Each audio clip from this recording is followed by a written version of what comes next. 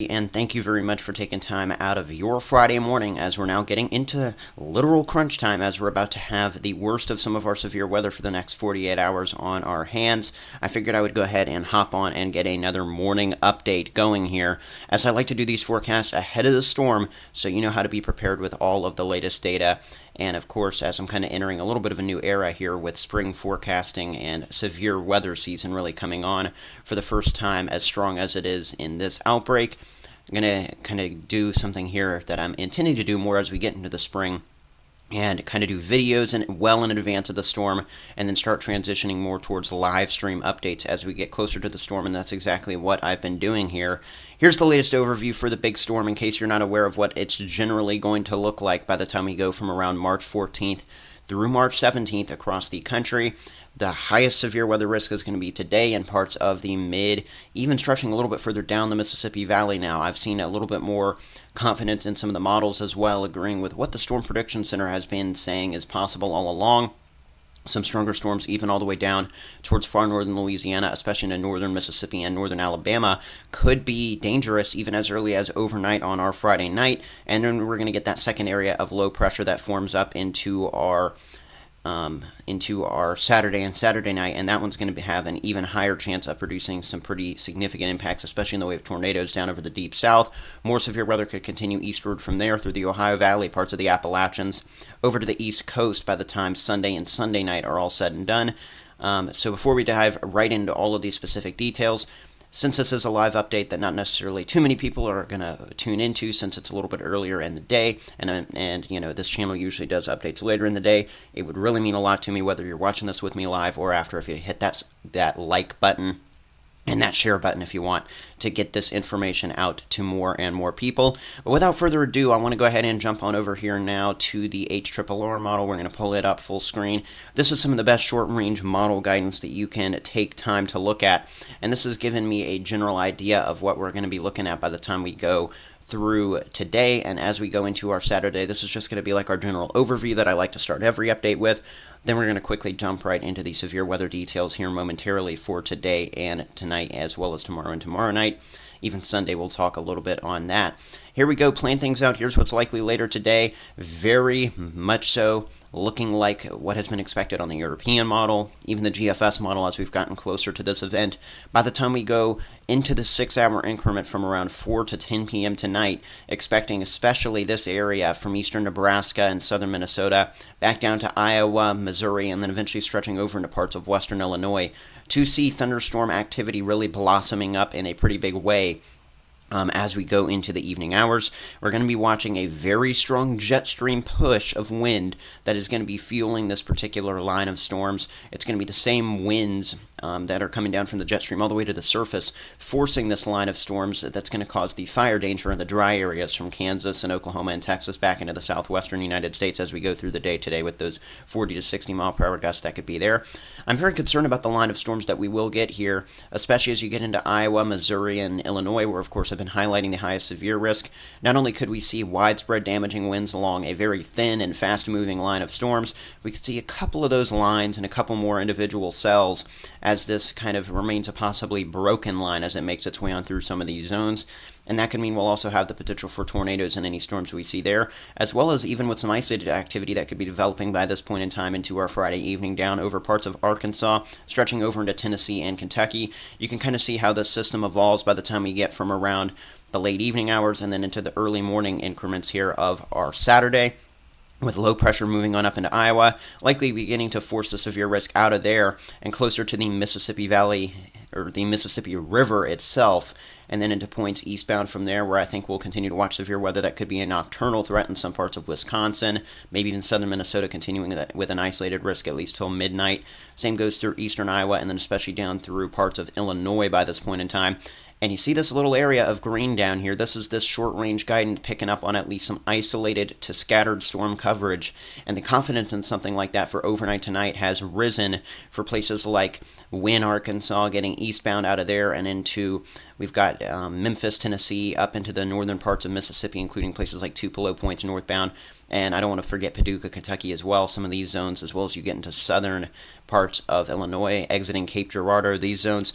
This is where we could have the highest tornado threat due to the more discrete nature of these storms. Sure, we could see damaging winds, hail, and tornadoes out of any of these storms that we see from Minnesota and Wisconsin all the way back down the Mississippi Valley. But the more discrete these storms are, they're having even more moisture to work with than the storms northbound are. So not to say we won't be seeing plenty of tornadoes being possible through Missouri into Illinois with these storms, but especially as you get down out of the southern parts of those states and into places like western Kentucky, western Tennessee, I'd be concerned about some of these storms that we get. And especially because these are going to be coming in likely during the nighttime hours. We'll continue to watch some of this action pushing east by the time we get into our Saturday morning, where I think a lot of our threats do wane as this general activity makes its way eastbound. Likely storms lined up anywhere from Michigan all the way back down to the Gulf Coast and Mississippi and Alabama, points in between, in some broken clusters and maybe even a few supercells. At least isolated damaging winds, hail, and a few tornadoes could continue to be threats up and down this line, especially as you come through places like maybe Indiana, Kentucky, Tennessee, back down to Mississippi and Alabama through the overnight hours of tonight and then into the very early morning hours. I think a lot of the action breaks up through Ohio out of that first original low throughout the day, but here comes that second one right there, and that's what's going to fuel your mid-south tornado outbreak that we're very likely to have into our Saturday and Saturday evening, and it continues to look like a very potent setup that is going to be on the way. Let me just show you how very potent this storm setup is by giving you a look at some of the winds we're going to be having in the atmosphere. And I talk about these all the time. These are your mid-level winds. Let's start with this graphic right here. This is for Friday at 5 p.m., so not even 12 hours away from when I'm doing this morning update live stream. And these are the winds that are going to be cranking on up in the atmosphere. Winds gusting upwards of 100 knots, well above 100 miles per hour, coming through parts of Oklahoma, Kansas, and into Missouri. This is well up 10, 15, 20,000 feet into the atmosphere. We're going to be seeing winds of this intensity. And when you have the winds cranking in like this from the southwest, and then you have what I'm about to show you here with your 850, 900 millibar winds. We'll do the 900 millibar. These are your winds closer to the surface, closer to 5,000 feet above your head, for example. Some of these winds are going to be coming in more from the south to the north. You can almost see that shape of it a little bit more south to north oriented as opposed to southwest to northeast.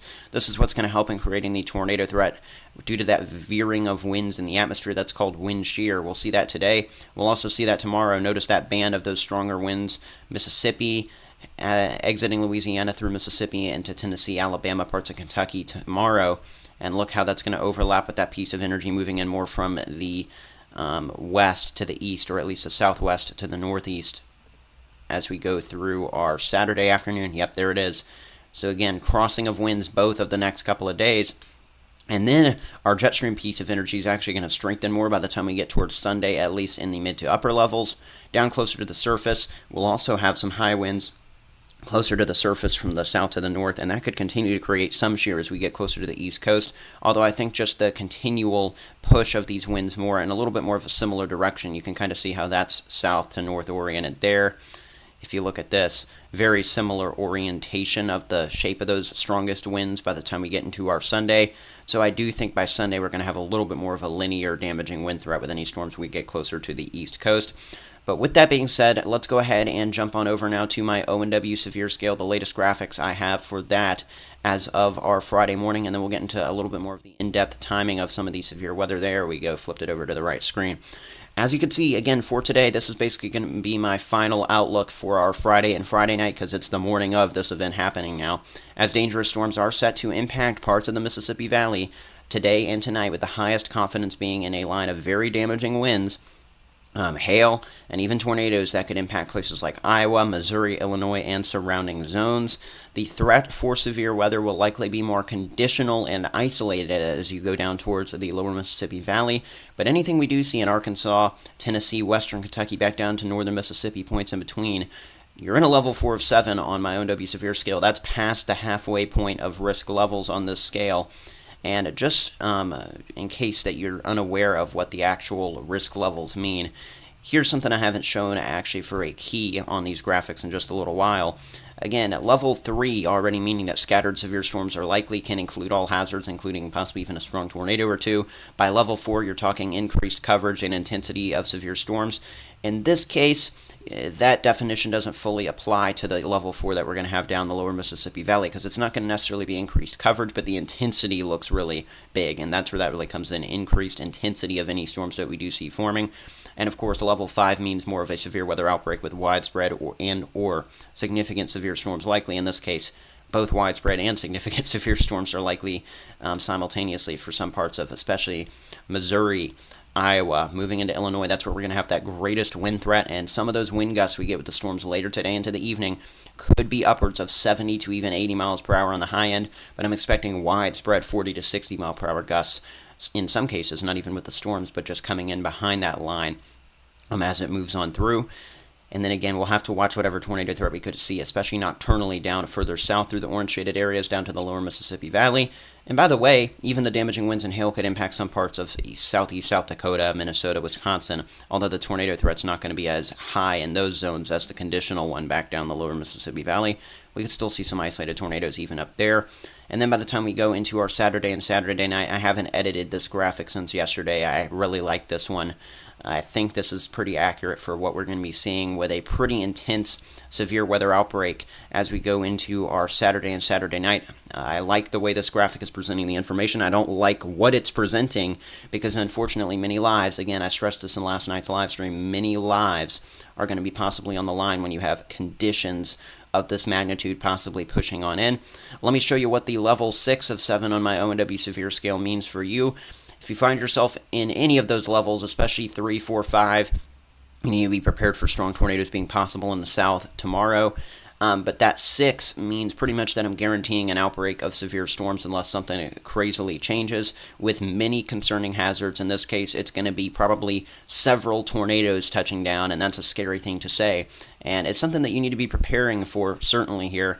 Anywhere from Kentucky and Tennessee back down to eastern Arkansas, Louisiana, through Mississippi, Alabama, Georgia, and the Florida Panhandle, even into some parts of the Appalachians and Ohio Valley. Wouldn't rule out a tornado or two. And again, all it takes is one. The risk of a specific tornado hitting your community head on are very low, but it's not a zero chance, especially when you have a severe weather risk as high as 6 of 7, possibly even getting upgraded to 7 of 7 by the time this event is bearing on us by Saturday in places like Mississippi and Alabama. So please take this seriously if you find yourself, especially in any color on the screen, but mainly in the orange, red, pink.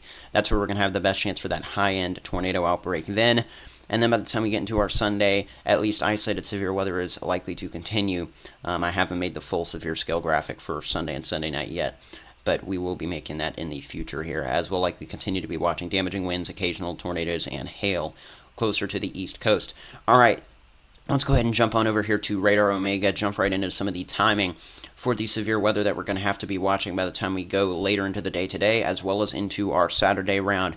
Here's the timing for today's round. It looks like we're going to have storms maybe firing up a little bit earlier than I was looking at yesterday. Keep in mind the times on your screen at the top are in Eastern time.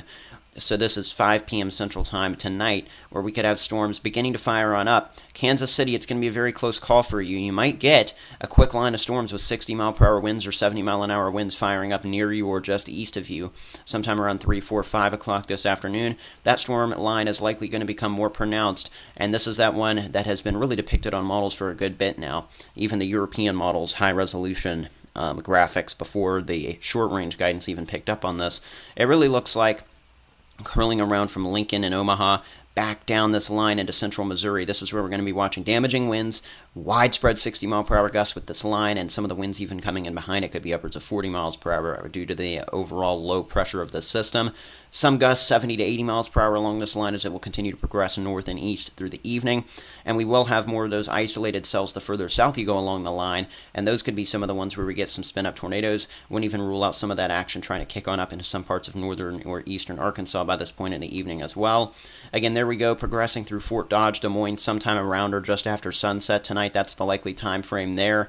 We'll probably see our severe risk waning as a lot of this action kicks kind of back up into the northwest. You can kind of see that spin there in Nebraska.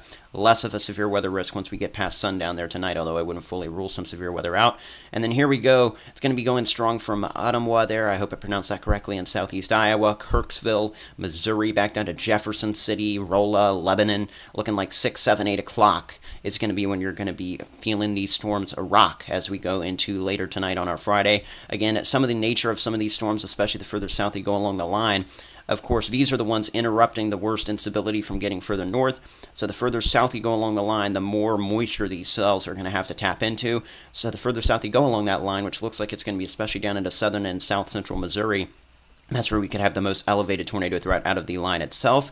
And then down here, into the evening, we'll be watching cells developing.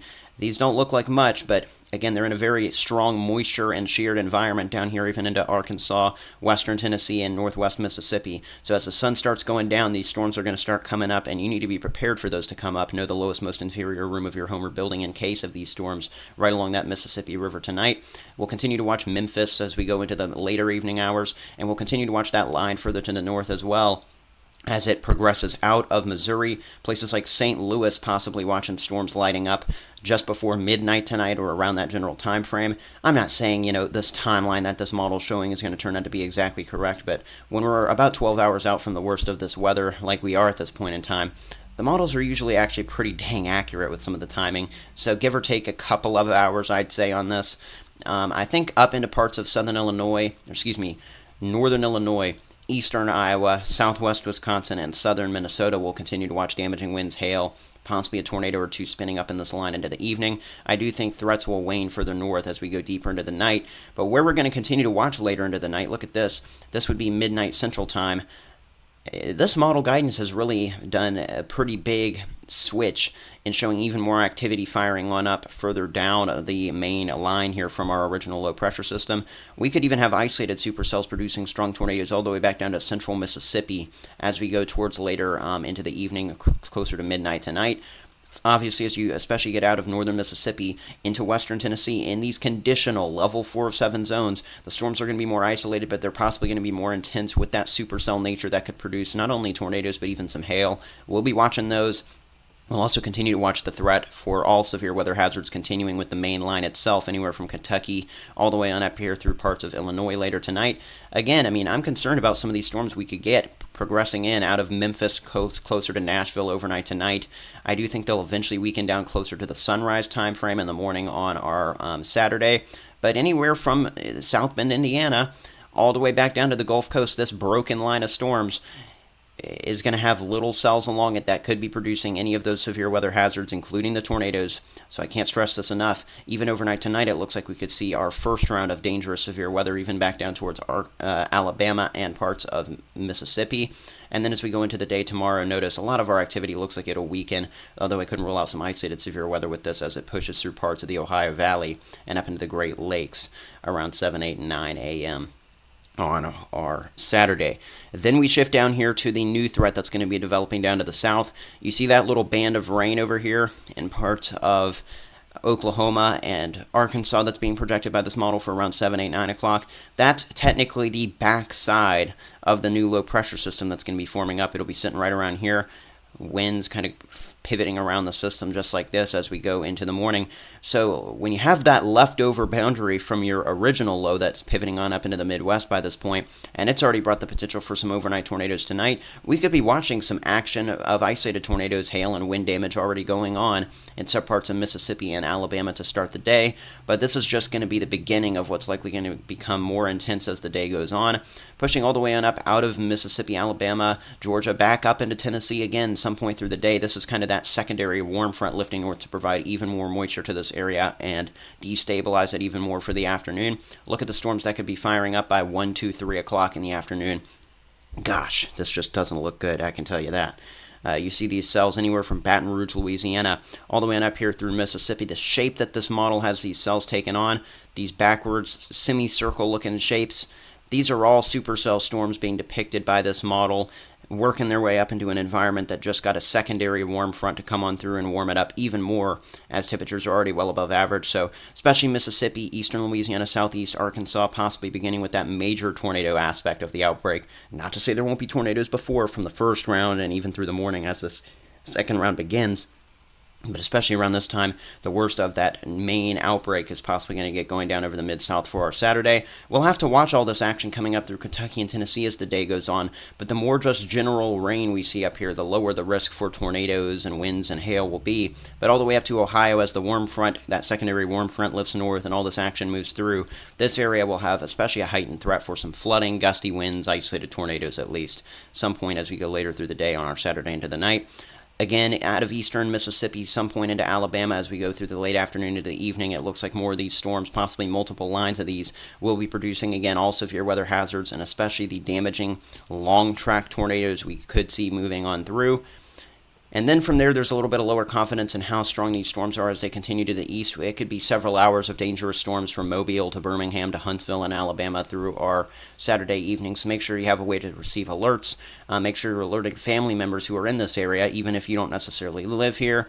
We could continue to watch damaging winds become more of a factor along this general possible line from Ohio back down to Tennessee and Alabama as well, with isolated tornadoes spinning up along that into the night. Lots to watch. And some of this will continue overnight, although it does look like it'll become more of a straight line, and that will hopefully decrease the tornado threat towards the metro area of places like Atlanta, up to Athens, Georgia, eventually towards Greenville and Charlotte there coming through south, and then into parts of North Carolina. By the way, some of these storms down closer to the Gulf Coast as well could be severe along the entirety of this event. Look at that. Starting in parts of Louisiana around early afternoon possibly, if this timing holds.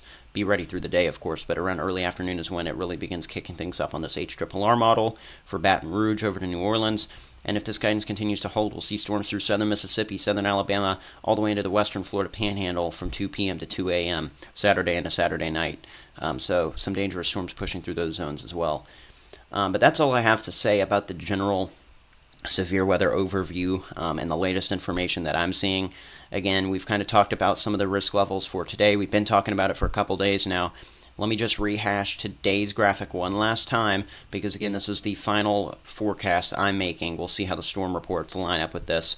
Again, I make my graphics pretty similarly to the Storm Prediction Center. Don't want to differ too much in terms of the general risk levels from the official sources, but I do make some general adjustments, and a lot of these adjustments I had made yesterday, and some of the Storm Prediction Center adjustments were kind of similar to what I have on here. Some of mine were similar to theirs, and vice versa. It is looking like I've got a level 4 to level 5 on the scale, anywhere from Mississippi all the way up to Iowa, far southern Minnesota, far southern Wisconsin, with that level 5 specifically centered on Iowa, eastern Missouri, and southwestern parts of Illinois. So again, if you live in these areas, make sure that you're getting prepared. Even if you live in some of the areas that could see the nighttime threat, arguably you need to be more prepared if you have a nighttime level 3 than people who are going to be alert in a level 4 during the day. Everybody needs to be on alert, but again, the nocturnal threats can become even more dangerous, so be on the lookout for that. We'll have more time to adjust this outlook here, but of course, I've already got up to a level 6 or 7 as it looks really bad into the deep south as we go into our Saturday and Saturday night. I'll continue to keep you updated on all the threats on the way. Hopefully I'll have another live update around the Saturday morning time frame before the storms start kicking up worse again.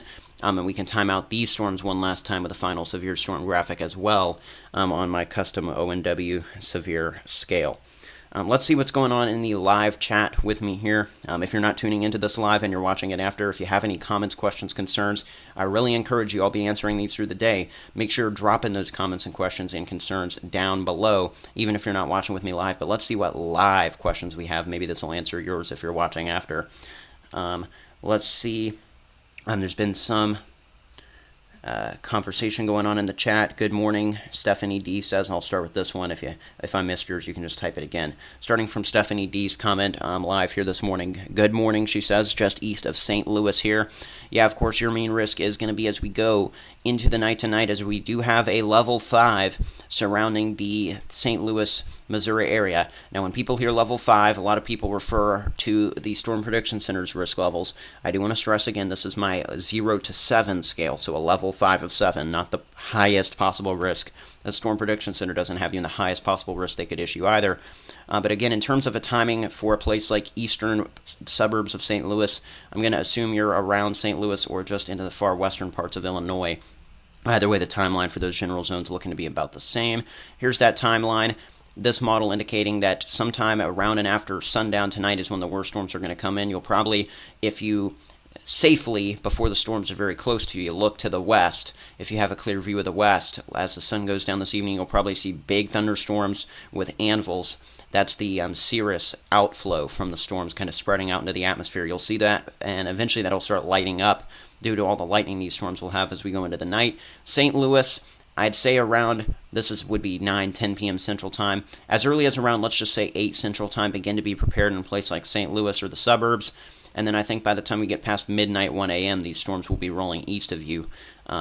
So around, say, 8 p.m. Central Time to 1 or 2 a.m. is the broader time frame, especially closer to midnight, somewhere there around St. Louis. So be prepared for those storms then. We've seen some conversation here between Tim and Brenda. Thank you again, Brenda, for that super chat I got from you on the other live stream the other day. I really appreciate that. Ben Gillis Davis says he's in St. Louis as well, so I'm glad I was able to answer your question as well by answering the other one from the suburbs there. I think I better make sure to get the car into the carport. Tim says, yeah, that's probably a good idea. One thing that's underrated about some of these storms is the fact that many of the ones tonight, as well as some of the ones in the deep south tomorrow, could be producing 1 to 2 inch hail in pretty scattered to widespread fashion as well. So that'll obviously cause some impacts. Tornadoes are the biggest concern, but hail can also be an issue. And if all you get is hail and you don't get a tornado, but you weren't even thinking about leaving, your car out in the driveway or something, and you have a carport, then I'd definitely be thinking about moving the car under the carport. Now, that's a great idea there. Brenda says she really likes the graphics. Thank you very much for that support. Tim says, again, everybody stay safe and let's keep our neighbors in mind that might not have proper shelter. Also a great idea. If you know someone in your immediate family who lives near you, if you know somebody who might be able to help your family if they live in a further away area that has a better structure than them, friends need to be helping friends in these kinds of situations. So make sure that you're getting somewhere where you can have a decent room away from windows in the interior part of a sturdy structure, depending on your timing for the storms, of course. Let's see, what about the Sunday risk? Yeah, let me pull that graphic back on up for you there. Geo edits, let's pull this up here. This is the furthest I've gotten on talking about the Sunday risk. We'll probably get a level 3 or level 4 in some parts of the East Coast, so this is a little bit of a underdoing it type of graphic, I'd say. Let's talk a little bit more in detail about the Sunday risk, so hold tight with me for just a minute, everyone. I haven't really talked too much about this. So let's talk a little bit about it for a moment here, and then we'll start addressing more concerns about this Friday and Saturday severe weather again. Here's that wind energy. It will continue closer to the East Coast into our Sunday afternoon. European model is indicating storms that will be blowing up all up and down the East Coast into late Sunday, into Sunday night. So I don't know specifically where you live, Geo edits, but for Sunday, it's going to be really through these zones where we're going to have to watch the highest risk for severe weather kind of up and down the East Coast immediately, especially in the zones where we get some daytime heating through the afternoon and then the storms roll in into the evening and nighttime. This storm system will have enough jet stream energy to be able to continue these storms with damaging winds, hail, and isolated tornadoes even into the nighttime. So as you get closer to maybe the North Carolina coast or the Mid-Atlantic coast, we might actually see action continuing closer to 1, 2 a.m. on a day like Monday. What's the timing for St. Louis? I think we just covered that, and you probably asked that before I covered it here, as I'm probably delayed on looking through some of these comments. Theodore. Stephanie D says, hey, thank you for the info. Going to be a late night here. You're very welcome. Lima, Ohio, and Circleville, Ohio, please. Brenda says, very much so. I can cover those areas. Lima, Ohio. Let's get there. Or Lima. Let me flip back on over here to Radar Omega. Lima, Ohio. Here we go. Okay, so the western part of Ohio. Here's the general timeline. Let's just talk about general timeline of Ohio, and hopefully that will cover Circleville as well. Overnight tonight is the timeline for broken storms. I do think these look broken in the fashion where they're actually going to be starting to fall apart, not broken in the fashion where it's a broken line that could have more embedded tornadoes. Sure, we could get some isolated damaging winds, tornadoes, or hail into western Ohio overnight tonight, but it doesn't look extremely atrocious there. We'll have to watch these storms. There could definitely be some isolated, stronger ones with this first round that comes in during the early to mid-morning hours of Sunday there, and then you could see some more storms into the northern parts of Ohio through at least late morning. And then by the afternoon and evening, we'll see more stuff kicking up We'll see what comes up along the warm front, and then with that line that could get going into the evening, it looks like more of just a rainy mess through Ohio at various points through the day. But especially damaging winds and a brief spin-up tornado couldn't be ruled out over parts of the state, so be on the lookout for that there. Tulsa, Oklahoma area, Alana says, is it going to miss out on most of the storms? Yeah. It's just going to be a huge fire throughout with winds blowing around today. The chance of tornadoes in St. Louis, according to the Storm Prediction Center, is I believe a 10 or 15% chance within 25 miles of a point. PDS tornado watch coming out. Yeah, for those who don't know what that is, Theodore Johnson's asking if a PDS tornado watch will be coming out later today. I would project that very much could happen. That's a particularly dangerous situation watch. And, given the fact that extreme damaging winds could be possible today, as well as some stronger tornadoes up into the Mississippi Valley, many areas could definitely get under that PDS watch. And I'm sure we'll have one for tornadoes into tomorrow as well. We'll see if they go PDS severe or PDS tornado today, though, because it arguably is more of a wind threat in some zones. We'll probably see it go PDS tornado, though, just in case. Looks like it's going to hit a little bit east of me. Keyword there in that comment, a little bit east of me, and things shift all the time. So if you're just saying a little bit east of me, it's better to be prepared just in case. I don't know where exactly you are, Darcy, but just be weather aware, especially if I highlighted your area earlier in the stream. In case you missed that part, you can go watch it back later. But if I highlighted you in some of the severe risk zones, then make sure that you are being prepared, because even if the worst hits east of you, that doesn't mean there couldn't be one or two rogue bad ones over you. We got an actual area being asked about now from you there, Darcy. Let's see, Harrison, Arkansas, and Salem, Arkansas. This will be the last question I cover here live on the stream. And then we're going to go ahead and jump into ending this stream, and all further questions can be asked in the comments section right after. I do appreciate everybody tuning in. Okay, Harrison, Arkansas. Yeah, I do see what you mean. A lot of the worst storms could very much be east of you tonight. But before and just around sundown in a place like where did I put in? Harrison, Arkansas. I can't remember if I put in your Harrison or Salem. We could see some isolated storms. I know that line looks like it'll end in far southern Missouri, but all it takes is a little bit more energy and a little bit more forcing, and these storms will fire up down into Harrison as we go through the night, or the late afternoon into the evening, I should say. So we'll have to watch there, but I do think from that point on we will see the worst storms east of you by the time we get through late Friday night into Saturday. So if there's any bad storm, it would be a very rogue one later today or into the evening, and then you'll be clear by probably 9, 10 p.m. for anything. Everything will be forming east of you. Yep, everybody stay safe. Thanks for all the love in the comments. Loving one another as well. Making sure everybody's going to be staying safe. Again, hit that like button on the way out if you haven't already. Share this out with family and friends. Let's see, what will the winds be like in Tulsa, Oklahoma? Tulsa, Oklahoma, we'll be looking at very strong winds today. Wind gusts upwards of 50 miles per hour possible through the afternoon. That could lead to intense fire weather conditions. But with that being said, I've answered pretty much all of the questions we have on live right here on this update. I'm going to put it on the exit screen now at this point in time. And I'll see you back here in the next live update, maybe one later today. Higher chance that our next one's going to be a forecast one last time for Saturday severe weather before that happens, and then maybe one more for Sunday severe weather before it happens as well on those respective mornings. So make sure to turn in notifications on so you don't miss future information from the channel, but I'll catch everybody back on here next time. Any further comments and questions can be asked down below.